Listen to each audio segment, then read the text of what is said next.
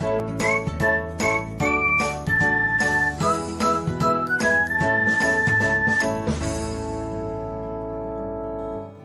everyone, welcome back to another episode of Technologyglance. Today, in this video, I am going to guide you through how you can auto-download files on Wi-Fi and mobile only on Skype. So, let's get started. Firstly, open Skype app in your device. Then tap on your profile icon. Next, tap on settings. After that, tap on messaging. Next, you can see the option of auto download files. Tap on it.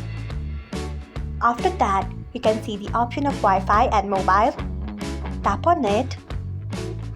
So, this is how you can auto download files on Wi-Fi and mobile on Skype. Thanks for watching.